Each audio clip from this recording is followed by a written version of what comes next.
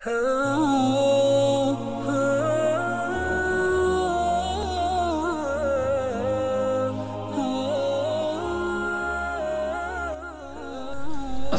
अलैकुम वरहमतुल्लाहि वबरकातुहू। मोहतरम सामईन, ये ज़िलहिज्जा का महीना चल रहा है और 10वीं ज़िलहिज्जा को ईद उल अज़हा यानी कि बकरीद होती है। तो बकरीद से पहले एक अमल शुरू होता है जिसको हम तकबीरात तशरीक कहते हैं। तो इस मुख्तसर सी वीडियो क्लिप के अंदर मैं आपको तकबीरात तशरीक के बारे में कुछ बताना चाहता हूँ। पहली बात तो ये है कि तकबीरात तशरीक पढ़ना क्या है, यानी इसका हुक्म क्या है। तो आप जान लीजिए कि तकबीरात तशरीक ये वाजिब है और वाजिब फर्ज के बराबर ही होती है। सिर्फ अकीदे के अंदर फर्क होता है, लेकिन अमल के एतबार से वाजिब फर्ज के बराबर ही तकरीबन होती है। तो तकबीरात तशरीक पढ़ना वाजिब है। अब सवाल यह है कि तकबीरात तशरीक क्या है और कितनी मरतबा पढ़ी जाएगी। तो तकबीर तशरीक ये है, अल्लाहु अकबर ला इलाहा इल्लल्लाह वल्लाहु अकबर वलिल्लाहिल हम्द। ये तकबीर तशरीक के अल्फाज हैं और एक मरतबा ये पढ़े जाएंगे। तकबीर तशरीक ये कहाँ से इब्तिदा हुई, इसका वजूद कैसे हुआ। तो दुर्र मुख्तार के अंदर जिल्द 1 सफ़ा 798 पर तहावी के हवाले से ये बात लिखी है कि जब हजरत इब्राहीम अलैहिस्सलाम अपने बेटे हजरत इस्माइल अलैहिस्सलाम को ज़िबा करने लगे तो हजरत जिब्राइल अलैहिस्सलाम मेंढा लेकर के आ रहे थे। तो हजरत जिब्राइल को ये खौफ हुआ कि कहीं हजरत इब्राहीम अलैहिस्सलाम ज़िबा ही ना कर दें। तो हजरत इब्राहीम ने ये अल्फाज कहे, अल्लाहु अकबर।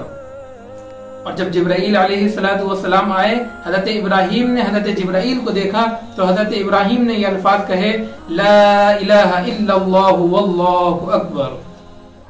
फिर जब हजरत इस्माइल अलैहिस्सलाम ने देखा कि हजरत जिब्राइल आ गए हैं और मेंढा लेकर के आए हैं, तो हजरत इस्माइल अलैहिस्सलाम ने कहा, अल्लाहु अकबर वलिल्लाहिल हम्द।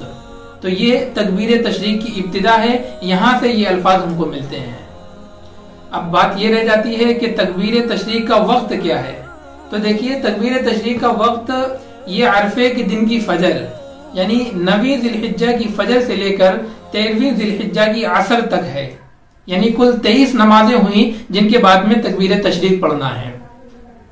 और यह भी आपको मालूम होना चाहिए कि ये जो 23 नमाजें हैं यानी अरफे के दिन की फजर से लेकर 13वीं ज़िलहिज्जा की असर तक, ये हजरात साहिबैन यानी इमाम यूसुफ और इमाम मोहम्मद अलैहिर्रहमा का मसलक है। और इन्हीं हजरात के जो कौल है, इनका मसलक है, इसी के ऊपर फतवा है और यही हमारा मामूल भी है। तकबीरात तशरीक कौन पढ़ेगा। तो इसमें हजरत इमाम आजम अबू हनीफा अलैहिर्रहमा फरमाते हैं कि मुकीम होना चाहिए, मुसाफिर पर तकबीर तशरीक नहीं है। इसी तरह फर्ज ऐन नमाज के बाद में हो जो जमाअत मुस्तहब्बा के साथ में अदा की गई हो।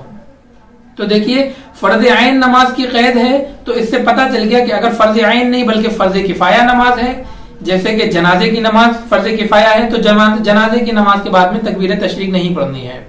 जमात मुस्तहब्बा से ये पता चल गया कि अगर औरतों की जमात है या नंगों की नमाज है तो वो जमात मुस्तहब्बा नहीं और उसके बाद में तकबीर तशरीक नहीं पढ़नी है।